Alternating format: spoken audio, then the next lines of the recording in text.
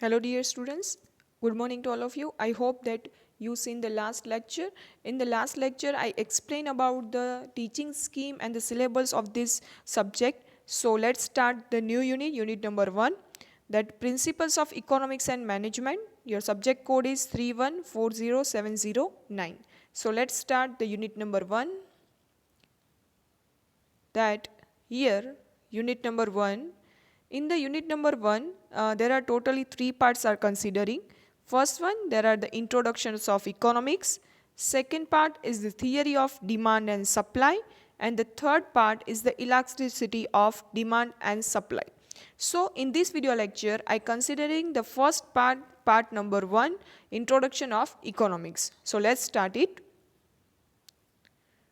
Part 1, there are the introductions of economics. So in this part 1, there are the following contents are considering. First one, there are the definitions of economics. Then after, the nature of economics. Then scope of economics. Then difference between the microeconomics and the macroeconomics.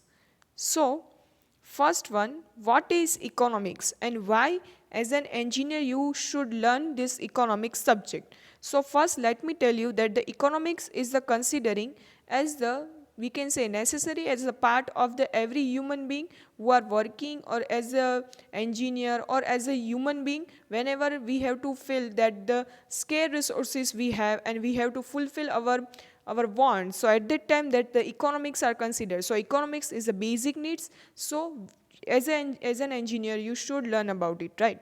So here there are the meaning of the economics.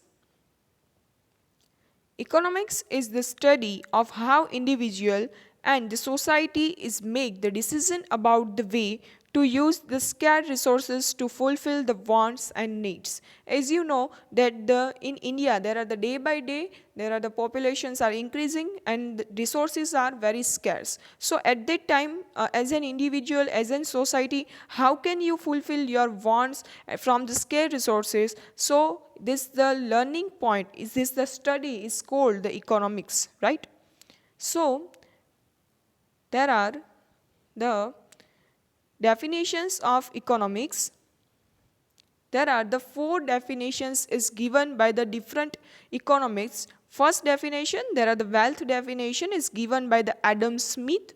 Then second definition is the welfare definition is given by Alfred Marshall. Third definition is the scarcity definition is given by Lyonson Robinson.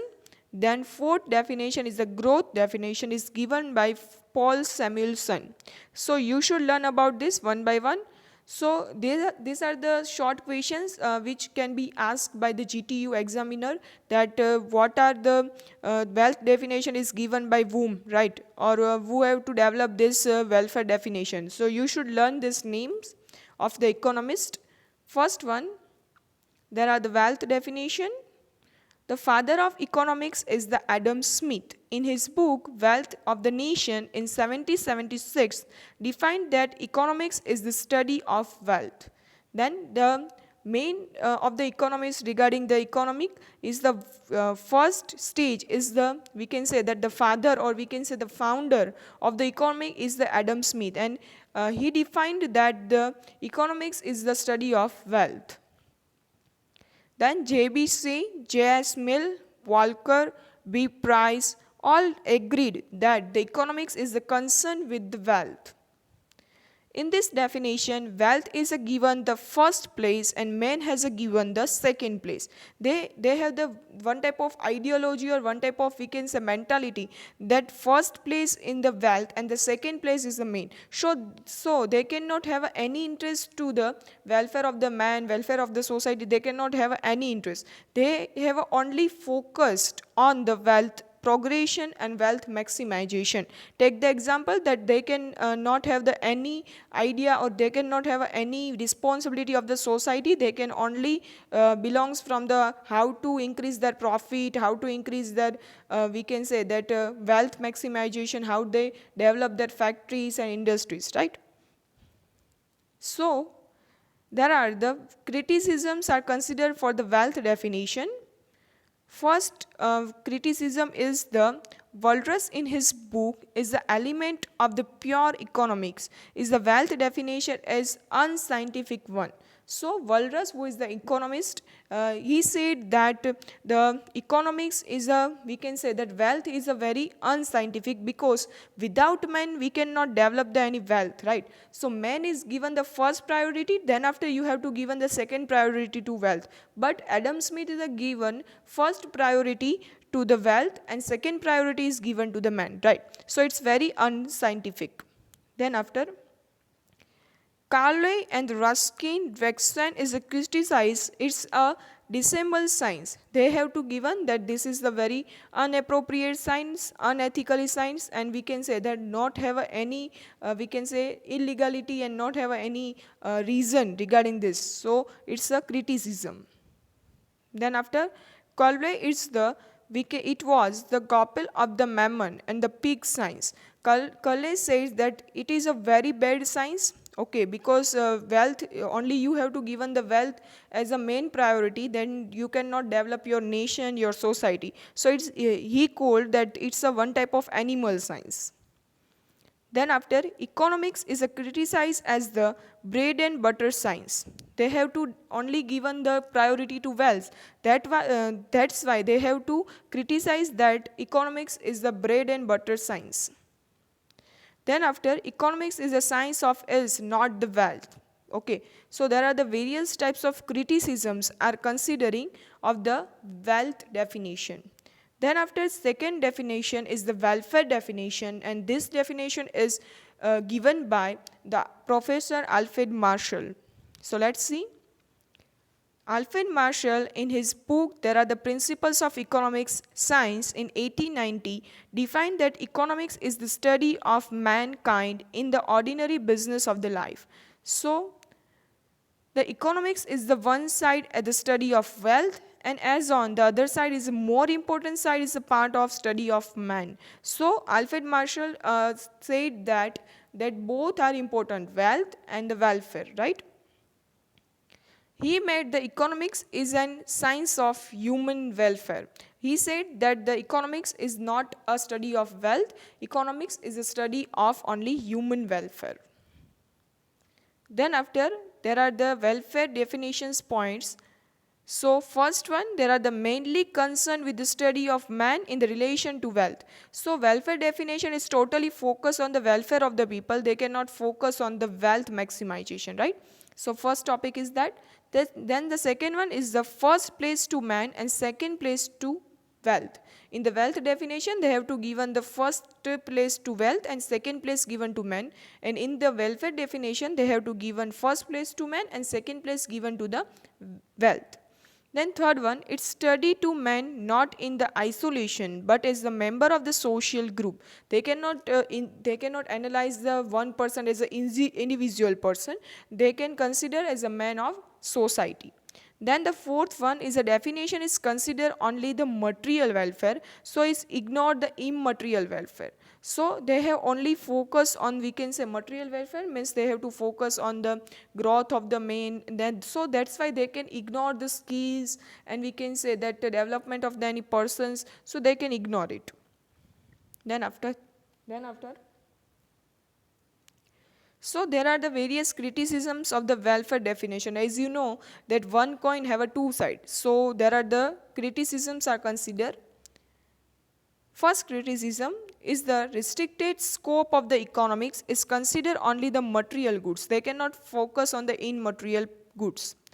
Then second one, Robinson is objected that the world of material and ideas of the welfare, there are the some goods which do not promote for the human welfare. Take the example of the liquors, cigarettes.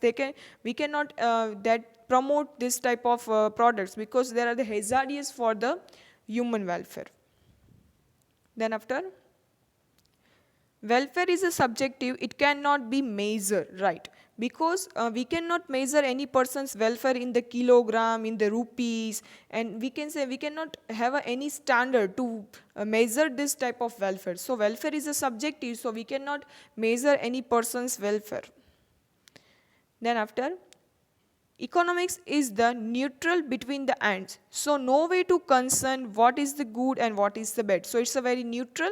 So we cannot identify that welfare is considering or not considering. Then after, economics is the not a social science. Is the Robinson's is regards as the human science. So there are the various type of criticisms of this welfare definitions are considering. Then after, the third definition is the scarcity definition. So let's see it. This the Lyonson Robinson in his book Nature and the Significance of Economics Science in 1932 given this scarcity definition. The definition of scarcity is economics is the science which studies the human behavior as the relationship between the ends and scarce means which have the alternative uses. Okay. So here there are the main topics of this scarcity definitions. First one, there are the unlimited wants. Take the wants. Take the example that one person have achieved this their wish, then after they have to ultimately develop the second wish, right? So our wants and our wish are unlimited. If a one fulfilled, then automatically other are developed, or we can say other are automatically generated. So our we can say that wants are very unlimited. Second one, scarce resources, because we have the scarce resources. As you know that the population are increased day by day. So our wish cannot fulfill because we have the scarce resources, and our we can say that our wants are very large in number of large. Okay. So resources have the alternative use. Take the example, if we have the one land, right? So in this land we can also build the hospital, we can also build the educational sector, or we can also doing the farming there in this field, right? So in this area we can also build the hospital, we can also build the education sector, we can also build the we can also doing the farming, right? So there are the resources is only one, and we have the alternate uses. So we can also select the only one option from the we have the alternative uses, and we have to select only one option because our resources are scarce, right? Then after, superiority of the scarcity definition, that Robinson is include the material and non-material goods, so the wideness of the scope of economics is higher in this definition. He made the economics as a positive science. Then his definition is the universal because it's accepted by the all over the world. Then after, fourth definition and the last definition is the growth definition. That economics Nobel Prize winner in 1970, Paul Samuelson, is proposed to the dynamic definition in his book Economics in 1948.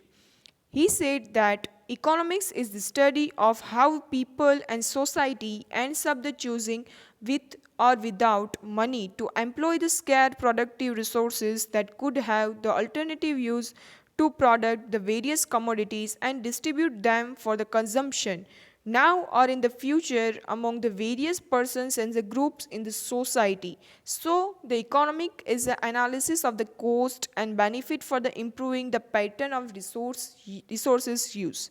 Okay, so he said that the economics is a one type of science that you can study that how can you use your the scarce resources and how can you generate the higher profit, right? Then after, here there are the main points of this growth definition. First one, there are the scarcity.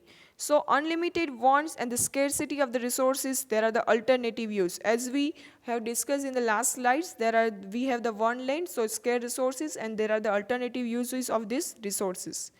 Then second one, there are the dynamism. The importance of this time is brought in the definition. So time is very important factor. Then after third one, there are the economic growth. Its definition is gave the importance for the economical growth. Then fourth one, there are the wide scope. economics is a choice is exists not only in the monetary economy but is also the barter economy. From the earlier, there are earlier stage in our India, there are the barter system are considered. You have to exchange the product, and then after you can consider the, you can brought, if you have to purchase of any product, then you have to exchange the product with the other, we can say, person, right? So it's called the barter system.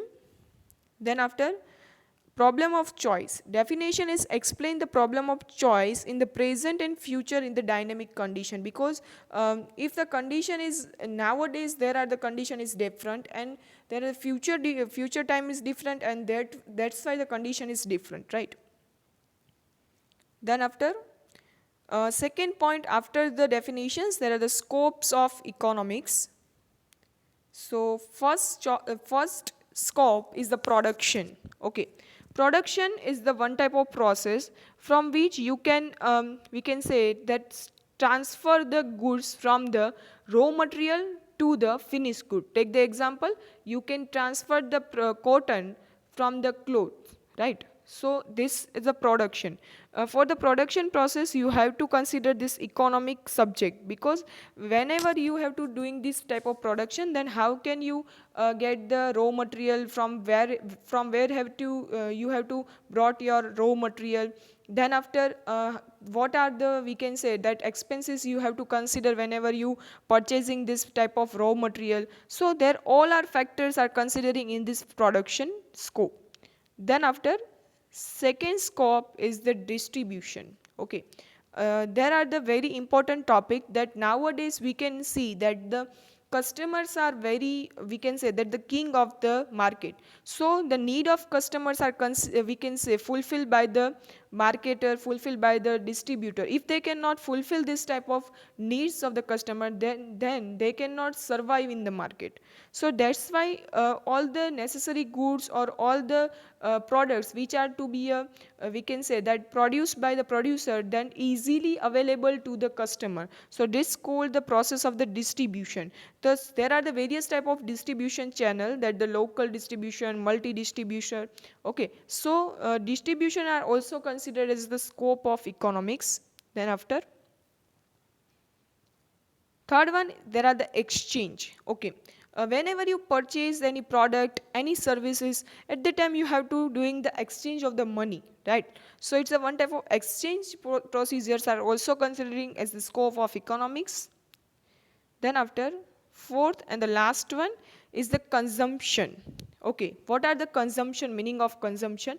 Whenever you purchase the any product, and then after you have to consume it, then after you have to use it. So after using this product, you have to satisfy how much you have to satisfy this product is called the consumption, right? So consumption is also considering from the take the example any product, and also consider in the services. Okay, then after, natures of the economics.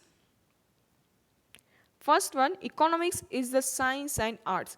Sometimes in the GTU examination, they have to ask that define economics as a science and arts. So what is the meaning of it? First one, meaning of science. Science means what? Science means a new knowledge, or we can say that the new innovative things that you have to consider, it's called the science. So economics is also considering as a science, because in the economics you have to find the new laws, new ideas, whichever to be applicable all over the universe. So it's a one type of, we can say that science, because in the science whatever the rules are considered, they are already, we can say, acceptable by the universe. Take the example, rule of gravity. Then after, Newton's rule number 3. So there are the various types of rule in the science. There are the applied in the overall universe. So that there are the various type of rules in the economics are also that are considered in the all over universe. Take the example, law of demand, which you will learn in the next parts. Then law of supply. So that's are all the laws are applicable in the universe. So we can say that economics is a science. Then what is the meaning of arts? Arts means the applied knowledge. Okay, knowledge is power, but applied knowledge is your power, right? So if you have a knowledge but you cannot have any skill how to apply your knowledge, then your knowledge cannot have any worth, right? So knowledge is power, but applied knowledge is power, right? So in the arts you can learn about that how you applied your knowledge, your skills. Okay, so economics is also considering as the skill. Then after, economics is the social science. Why it's called the social science? Because it's considering for the society, for the, we can say that the countries and inter-countries, then international level, so they can also attach with the humans and society. So it's called the social science. Then third one, economics is the both positive and the normative science. In the next slide, you will learn about it, that what is the meaning of positive and the normative science, and there are the one difference are also considering. So let's see it. Here you see the difference between the positive economics and the normative economics. First, there are the meaning. Positive economics means a branch of economics based on the data, facts is the positive economics. The normative economics is the branch of economics based on the values, opinions and the judgment is the normative economics. In the positive economics, they are the totally depend on the facts. They cannot have get any opinions, any views of the any persons, right? Then nature. So positive economics is the descriptive, then the normative economics is the prescriptive. Then what is does? Positive economics is analyze the causes and effect and relationship. You can also, you will learn this all these laws in the next parts. So in this you can easily identify, so why these demands are decreased, why this supply are increased. So there are the relationship has to based on the positive economics. Then after, passes the value judgment. They cannot have any causes and they cannot have any we can say that any reason they have to find. Then after, prescriptive. So positive economics there are the objective, and normative economics there are the subjective. Then study of positive economics, there are the what actually is. They have to they have to focus on the what are the actually done in the market, in the country. Then normative economics, they have to what ought to be, means what should done or what should be done. Okay, they cannot focus on the actual things. Then statement can be tested using the scientific method. In the positive economics, you can find out the reasons, you can test the things, and you can easily find the reasons. Then normative science, there the statement cannot be stated because tested. They cannot have the focus on the right and fact things. They have to belong from the opinion, so they cannot test this all statements.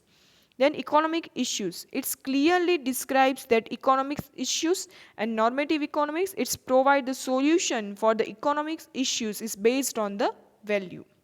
Then after, there are the other main two scopes of the economics. First one, there are the microeconomics, and second one, there are the macroeconomics. So these both scopes are very important, and in the GTU examination they have to ask 2 or 3 times there are the difference between the micro and macroeconomics. So you should learn it thoroughly, right? So first of all, let me tell you what is the meaning of microeconomics. Microeconomics is considering only the one individual person, individual factory or individual industry. They cannot consider the all over, we can say that, sector, right? And macroeconomics is considered on the higher level, and they have to consider the all over the, we can say, not consider any individual person, they have to consider the all over group. Take the example, whenever you have to one example I have given to you, that if you evaluate your only your marks, right? So it's called as a micro level, but you have to analyze your marks, and you have to evaluate, you have to analyze, you have to comparison your mark with the overall your class. So it's called the macroeconomics, right? Micro is considered only the individual level, and macro is considered the overall group level. Okay, so let's take the one example, that in the textile industry, if you analyze only textile industry in India, it's called the microeconomics. But if you consider the all textile industrial sector at the international level is called the macroeconomics. Okay, I hope you understand it. Then after, there are the study of economics, that the macroeconomics, there are the big picture, that the growth, employment, etc. There are the choices made by the large group like the countries. So it's called the macroeconomics. Then after, microeconomics is how do individuals make the economic decision is called the microeconomics. So microeconomics is work in the at the individual level, and macroeconomics is a work as the group level at the country levels. Then after, last one, there are the difference between the micro and macroeconomics. There are the last part of the part number 1. So you should thoroughly learn about it because it's asked by the GTU 3 or 4 times. So you should learn it. Okay. So let's see it. First one, microeconomics is the study at the individual unit. Then macroeconomics is the study of the whole economy or the large group, which I explained in the last slide, right? Then second one is a law related to the marginal analysis are included, it's the scope. Marginal analysis means what? Take the example, if you consider any one individual sector or individual company, so you can easily analyze that from the last year to this year, what are the difference are considering. So you can easily consider the marginal difference. But in the macroeconomics, there are the problems related to the whole economy, like the employment, public finance, national income, etc. So there are include its scope. Okay. Then after, third one, microeconomics is the provide the information relating to the individual price, individual consumption and the production, because they have to work at the individual level, so they can only given the rating and related information regarding the one industry's price, one industry's consumption and one industry's production level. Okay. Then macroeconomics is to provide the information relating to the national income, total output of the country, total consumption of the country and the general price levels. Fourth one, microeconomics is the analysis is simple analysis because it's working only the individual level or one person or one unit, because it is simple. Then after, macroeconomics is the complex due to the study of the large group, because you have to consider the all over the groups and the nationals data at the time is very complex. Then fifth one, microeconomics is the particularly focus on the price analysis, because you can easily find out it because it's only one group analysis or unit analysis. Then macroeconomics is a particularly focus on the income analysis because it's considered the overall country's data. Then after, sixth one, microeconomics is a study is an individual problem and it's a less important for the comparative study, because you have to consider only one unit or one sector. So at that time comparative analysis cannot very important because you can only consider the one individual factor. Then macroeconomic studies is the problem relating to the economics and it's the important for the growing. So here there are the difference between the micro and macroeconomics. So you should learn it because it's very important question. Okay. Okay. Thank you so much. Here our unit number 1 part 1 completed. So if you find any query regarding this unit number 1 part 1, so you can ask me. Okay. Then you have to learn about this micro and macroeconomics difference and the definitions given by the different economists. So there are the various important topics from this video lecture. So you should learn and you have to memorize it for the GTU examination. If you find any query, then contact me. Thank you so much.